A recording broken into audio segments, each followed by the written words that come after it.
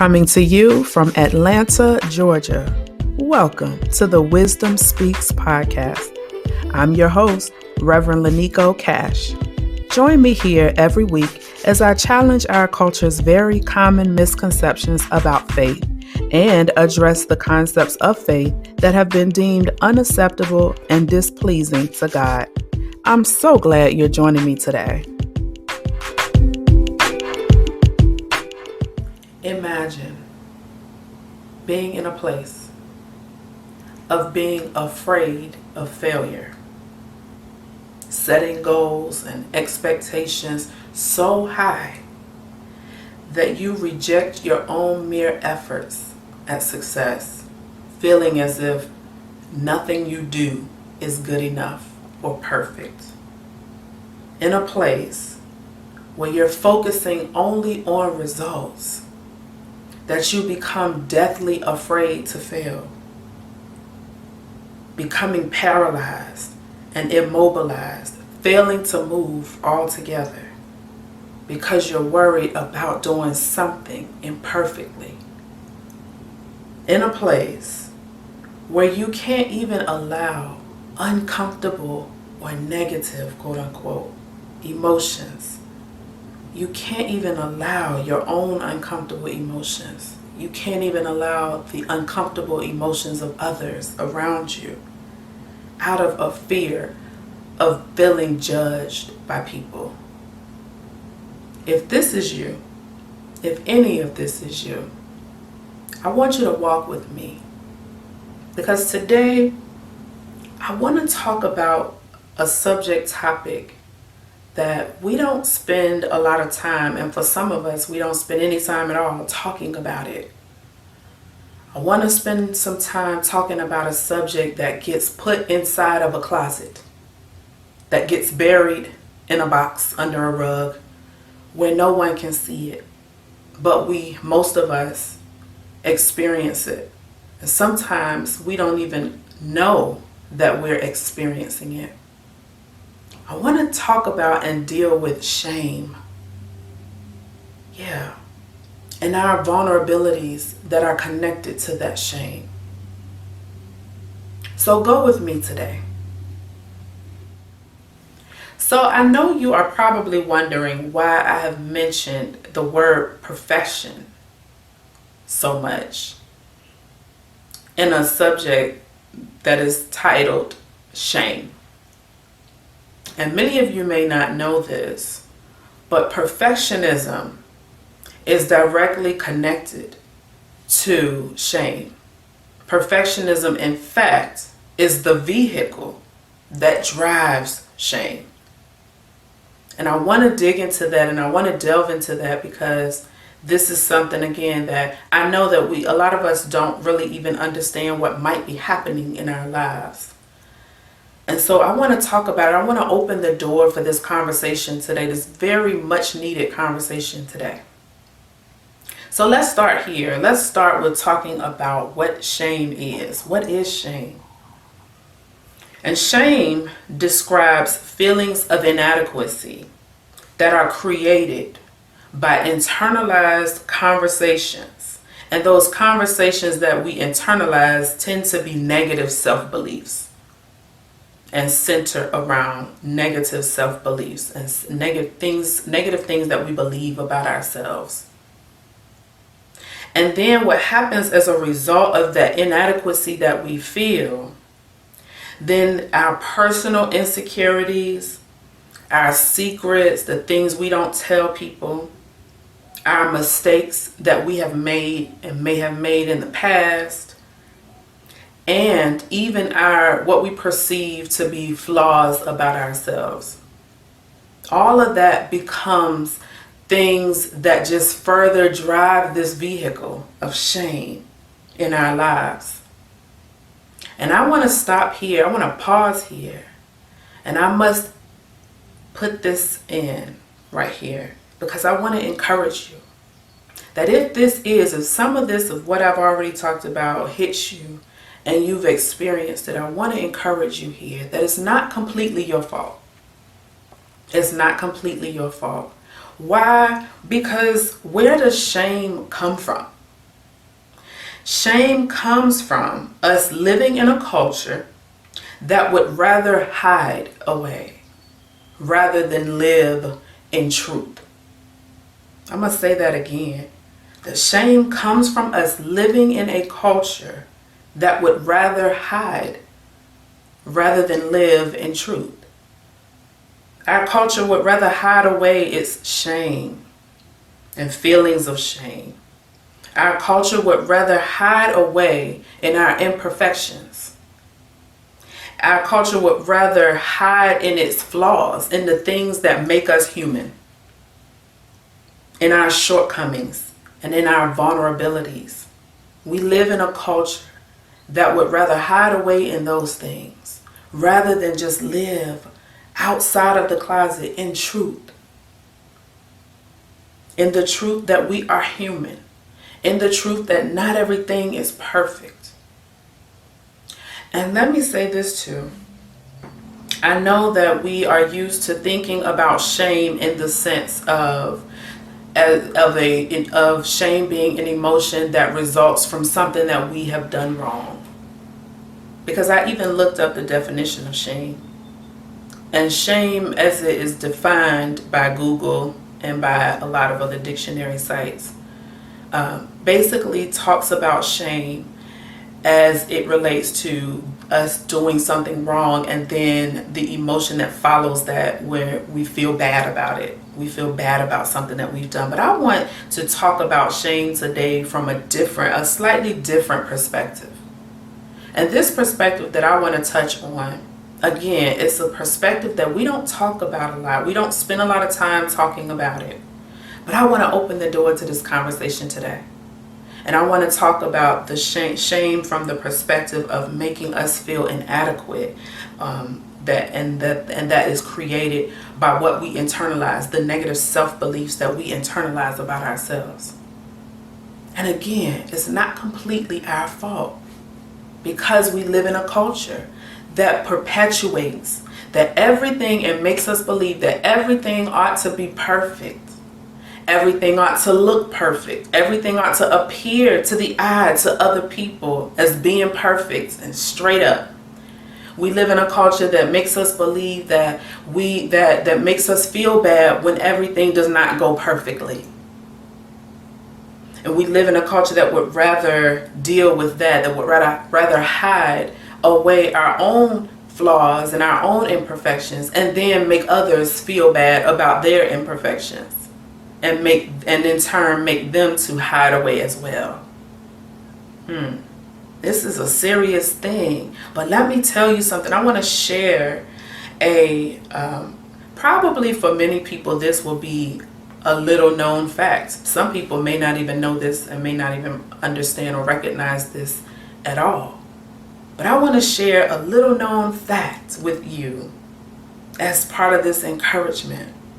So, from the field of health psychology, and what made me look here is because I'm a preacher, yes, an ordained minister, yes, but I also am a mental health therapist, and I've worked in that field for quite some time. And so from the field of health psychology, there have been studies that have been done. And these studies show that perceived vulnerability, which is simply meaning the ability to acknowledge that you are at risk of vulnerability. The ability to accept and to actually speak and acknowledge that you have vulnerabilities. So studies have shown that perceived vulnerability and the act of sharing them with other people greatly increases your chances of adhering to some kind of positive health regimen. So in other words, the audacity and the courage to share what makes you vulnerable, to share your imperfections. Studies have shown that in the practice of sharing that, you greatly increase your chances of taking good care of yourself. Imagine that. And it makes perfect sense. If you think about it, when you think about it, it makes perfect sense. Because when you are carrying the heavy weight of perfection, perfectionism, wanting to be perfect, wanting every circumstance and every situation and every idea of yours to be perfect, to fit perfectly in people's minds. When you are living under the weight of that, trust me, because I know personally, I know how that feels, and I'm going to share a bit of that in a bit. But living under the weight of that is heavy. But when you throw that thing off, when you throw that weight off of you and take that weight off of you, man, my God, you live lighter. You live lighter on your feet. You live in a way that is not hindered. You live free, dare I say. And so this makes total sense about these studies that show that when you actually have the courage and the audacity to share your vulnerabilities and to acknowledge them, that actually puts you at a gives you greater chances to take good care of yourself. Could you imagine some of the habits that are formed from living in a closet, from living under the weight of because you are not perfect, and because you fear that you don't look perfect in the eyes of others? Can you imagine the habits that could be formed? Too many to name here. And so, but I wanted to share that because that's important to know when we're talking about the subject of shame. And I really want to, again, go back to this connection that is between perfectionism. Because as a recovered perfectionist myself, I know the weight that is possible to live under. And it's heavy. It's exhausting. It's exhausting. It's exhausting. And let me say this too, that when you live like this, you are reaching for a goal line that you will never meet. Because perfection is an illusion. It's not real, and it's not anything that we can tangibly touch and be at. And so it's exhausting. It's exhausting. So I want to try to move. I want to, in this moment now, I just want to open up our senses. And I want to awaken our senses. Because I know that when you live in this state, it shuts you down because you spend so much time having to hide away the emotions that you feel and the vulnerabilities that you carry.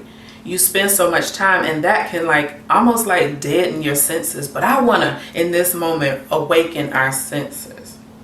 Because I want to share with you how shame feels. So how does shame feel? It feels vulnerable.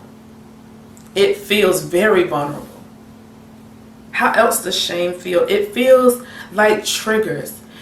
Again, working in the mental health field, it is our aim to help. One of the goals that we have for people is to help them to recognize the things, the triggers, things that trigger them to run away, that trigger them to, what triggers you to go and hide away in a closet, what triggers you to want to avoid. That's our goal as mental health therapists and mental health specialists, is to help people to understand what those triggers are. And so shame feels like triggers. It feels like when something that will trigger you to run away or will trigger you to hide away. Shame also feels like weakness. It feels like a perceived weakness. Like, nah, I can't let nobody know how I'm, that I'm really feeling, that my heart is in this right now. Shame also feels like embarrassment. It feels like humiliation. And then, worst of all, shame can feel imperfect. It can feel like imperfection. Like, oh my God, you actually have something that makes you human, that makes you imperfect. But that's what shame can feel like. What does shame sound like? What does it sound like? It sounds like this. I should be okay. I should be okay. I should be at a point where I can be okay with this. But the reality is I can't let anyone know that I'm actually not okay. You know, I can't do anything well. I can't do anything right. I can't ever get anything right or perfect. That word, I can't. I'm lazy. I'm not doing enough. So I've got to push myself to do more because I should be doing more than I'm doing. So I'm being lazy. That's what shame feels like. That's what shame sounds like. And shame also sounds like this. I must not be good enough for this. I may not be getting it right because maybe I'm not good enough for this. Maybe I'm not good enough to go after this job. Maybe I'm not good enough to start this ministry. Maybe I'm not good enough to create this content. Maybe I'm not good enough for this relationship. Maybe I wasn't good enough for someone to treat me well. That's what shame sounds like. And again, I really want you to locate yourself if this is where you are and if you've ever felt anything like this. Because here is where I'm going to jump in to the conversation. I want to share a vulnerability with you today. And for many of you who listen to my podcast and who listen to my ministry and who follow my ministry, know this about me. So many of you won't know this, but I am a mother of 2 angel babies, which means that I have lost 2 children to death. And for the sake of time and for the sake of the space that we're in, believe me, they are 2 completely different experiences, which each hold equally their own weight in their own right. But for the sake of this particular conversation, I'm going to go with my very first loss, which was my very first pregnancy. And I want to talk about my son, and this is why I burned this candle behind me that has a J on it. This is to have me to understand and to know that my son is always with me, regardless. And so I want to talk about that. I want to share that with you today. So Jalen was my first pregnancy. When my husband and I first found out that we were pregnant, we were excited, we were elated, we were over the moon, right? And so we began eventually to share the news, just like every woman does at some point, whenever she feels comfortable. And we also began to, tell people and allow people to, be there for us and to share their own emotions and feelings with us as well. So we're walking through the pregnancy, and this is my very first pregnancy. I had never been pregnant before, and I had never had anyone to tell me or to share with me the serious nature of pregnancy. And what kinds of things that I should be on the lookout for, what kinds of things I should be doing, what kinds of things I should be staying away from, and so forth and so on. I didn't have anyone to tell me those things or to share with me how serious pregnancy is and what and how much commitment it really does take. And so yet and still, here I am. We're walking through the pregnancy as normal. Well, the pregnancy is perfect. It is the most ideal pregnancy you can think of. No problems, no complications, nothing to think about other than my next appointment. And so we get up to 40 weeks. Right at the end, at 40 weeks, the baby was not ready to come. He was not ready to come. So we waited. And then once we crossed over to 41, we waited some more. He still wasn't ready to come. And so one day we decided that it was best for us to go and get checked to make sure that everything was okay, because I just was on extra watch by this point, and we just wanted to make sure that everything was okay. And we get to the hospital, and that is where we are given the news that our baby boy had died. Yeah, he died in utero. And so here I was having to deliver a baby sleeping And it was, of course, as you can only imagine, the most devastating experience I've ever to date experienced. And so I did my time. We stayed in the hospital, and they allowed the baby to stay with us until my hospital stay was over. But when I got home is when my husband and I's grief journey began. And I can remember initially, at the beginning of our grief journey, I can remember there was one emotion out of all the emotions that I felt, because of course this was my first time ever. I had never experienced anything like this. My husband neither. And so everything was brand spanking new. All the feelings, all the emotions, but out of all the emotions that I felt, I can remember distinctly one emotion in particular that was overwhelmingly in abundance over all the other emotions. And at the time, I couldn't quite understand what, because again, this was brand new to me, all of this was. And so I couldn't really articulate the things that I'm able to articulate now. But now that I know, and now that I have the tools, it's different. I can explain, I know exactly what it was.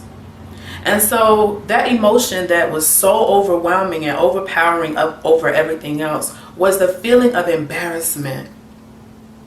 And I didn't know any of what I know now, but all I knew then was that it felt embarrassing. It felt humiliating where I was in the place that I was, coming home with no baby to show for the 40 plus weeks that I carried my son. And so that was very devastating to feel such embarrassment. The only thing, and if I had to try to give you a visual, because I'm a visual person, and if I had to try and attempt to give you a visual, this is how it felt.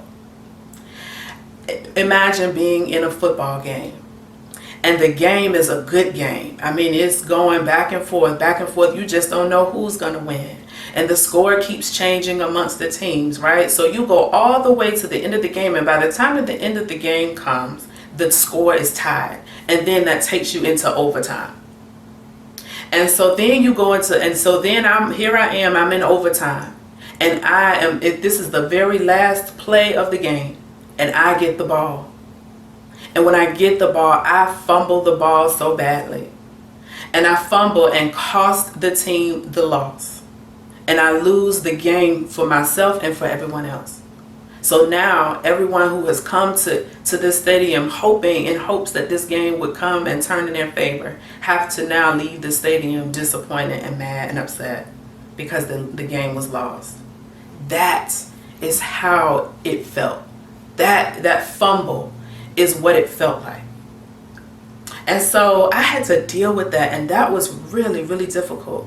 And I felt so embarrassed, and I didn't understand, because that feeling persisted over and over for so long. But eventually, with therapy, with groups, with support groups, and with all the, tools, gaining more tools and gaining more language, as time went on, I was able to gain more language for what I was feeling and what was going on. And I started to begin to understand what was really happening in that period of time, because that sent me into a place, that embarrassing, humiliating feeling sent me to a place that kept me basically in a closet for a long time. And I didn't understand why. But then, like I said, once I gained some tools and acquired some more skills and some tools to deal and to cope, I understood what was really going on. And what was really going on at this time was that there was feelings of shame that I was carrying. And here we are, watch this, because here's that connection again. I was such a perfectionist, and I believed in everything having to be perfect, having to feel perfect, having to look perfect, having to go perfect. And because of the way that we position ourselves in our society to make people think and make everyone think that everything ought to be perfect, that everything ought to go perfect. When you get pregnant, you're supposed to, naively I thought, you're supposed to, when you get pregnant, wait exactly 9 months, and then you're coming home with a baby happily ever after. When you get married, you're supposed to stay married and be happily ever after.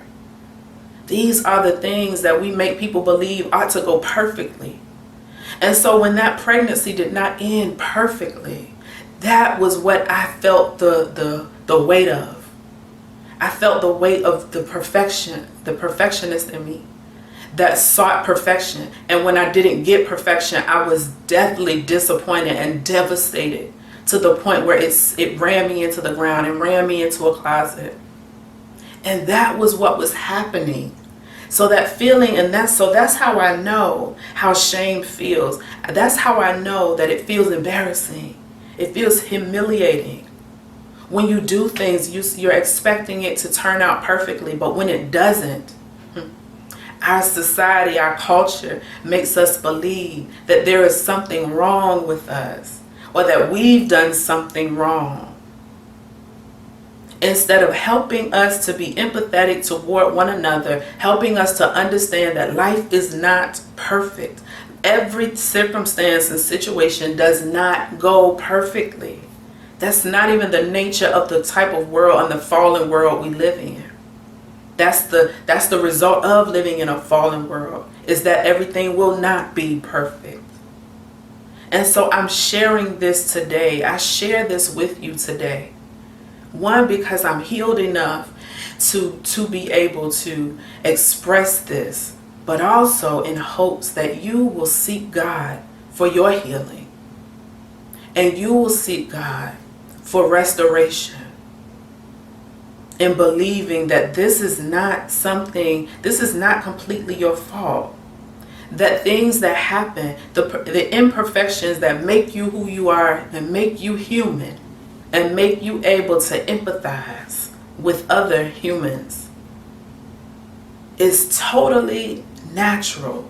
That's what is natural, not hiding away in it. And so I thought I just wanted to share that with you. So I want to lift up right now, whatever you, and I'm talking to you, yes, you, who may be living under that weight, who may be currently living under that weight of feeling like you are imperfect and feeling like your flaws, the things that make you who you are and make you human. I want to encourage you, that's actually your superpower. Being able to empathize, being able to acknowledge your perceived vulnerabilities, that, my friend, is your superpower. And I hope you hear that today. And so I just want to encourage you. I want to leave you with this encouragement. If you have found yourself living under the weight of shame, and also living as a result of perfectionism, as a result of expecting everything in life to be perfect when it's not, and it won't ever be. Things will happen. Circumstances will change. People will change. But that's a part of the fallen world we live in. And so I want to leave you with this encouragement. I want to read you a love letter, is what I'll call it. Come to me, all you who are weary and burdened, and I will give you rest. Take my yoke upon you and learn from me, for I am gentle and humble in heart, and you will find rest for your soul. For my yoke is easy and my burden is light. These are words that Jesus used in scripture, of course, and this comes from out of the book of Matthew chapter 11. These are words that Jesus used to provide great comfort to those who were just exhausted from life, exhausted from the expectations of life, exhausted from expecting perfection, if you will, for the sake of this conversation. So these are words that Jesus used to provide great comfort to those who are exhausted. And I'm providing those words for you today. Because perfectionism and shame comes from all of that exhaustion. And it's exhausting. But beloved, know this, that God doesn't want you striving so hard to achieve something that you will never attain, which is perfection. He doesn't want you striving so hard for that. What he wants is to provide you rest. And you don't need to carry such a heavy burden all by yourself, because Jesus will help you to carry the heavy load. In fact, he will do all of the heavy lifting for you. He'll do all the heavy lifting for you so that you are not weighed down by the pursuit of perfection. And so that scripture is so loving that it tells us to come to God. And so that is my encouragement for you, that if you find yourself in a place of expectation of perfection and living in the shame of it all as a result when you don't reach perfection, know that God does not desire that for you. God desires that you will come to him. God desires that you will take his yoke and exchange it for yours. So give him the heavy stuff. Because trust me, as a person who knows this, I know that well, that God took good care of me in that time. My God, thank you. I could not imagine not giving God my yoke. I couldn't imagine not taking his yoke that's light and his burden that's easy. I could not imagine carrying that by myself. Especially when I heard people saying all sorts of things that, bless their heart, they thought was helpful, and it just wasn't. Because going back to that time, I heard people, one of the things that I heard often, out of a number of things that people honestly thought was helpful, but it wasn't. But one of the things that I heard often that just literally, it just further drove me into shame, was that, oh, parents should not bury their children. Children should bury their parents, are supposed to bury their parents. And so, again, the demonstration of what is supposed to be perfect. And then when I did not reach that, but I had to give it over to God. I had to give God that yoke because it was too heavy. Living under the weight of not being perfect. Living under the weight of not seeming and appearing perfect in the eyes of others. God does not want that for you. He does not desire that for you, beloved. And so my prayer for you today is that instead of setting goals and expectations so high that you don't even recognize the steps you're actually taking towards success because you are feeling that nothing you do is good enough, instead of that yoke, take the yoke and learn from God that God is gentle. He's gentle. So he's gentle. You should be gentle. Gentle with yourself. Gentle with others and their pain and hurt. Humble. My God. God will give you all of that. And so if this is you today, this is my prayer for you. That you will begin to turn to Jesus and turn to this love letter that he has given to all of us and this invitation to come to him and give it to him. Because that is the best and most comfortable place to be, especially when you are dealing with vulnerability, with shame, with perfectionism that you can't reach. All right? And so I pray for you. I pray that on your journeys, you will live lighter and be able to be there for others. This is my prayer. So I hope that this message today was something that touched some of you. This may be a message for you, and some it may not be. But if it is, I pray that it touched you in a way that it will send you running to Jesus. So until next time, y'all, that's it.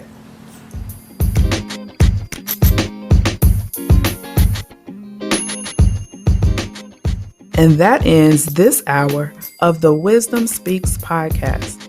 Don't forget to subscribe to this podcast and to leave me a review on our Facebook page, as well as share this episode with a friend. You may reach me with any questions or comments at thewisdomspeakspodcast@gmail.com. Connect with me on Instagram, Facebook, and on YouTube. If you would like to support this podcast, which would be very much appreciated, you can certainly do so by way of my website, CashApp, Venmo, or by becoming a member of my Patreon, all searchable under the Wisdom Speaks Podcast. Thanks everyone for tuning in. Have a great week.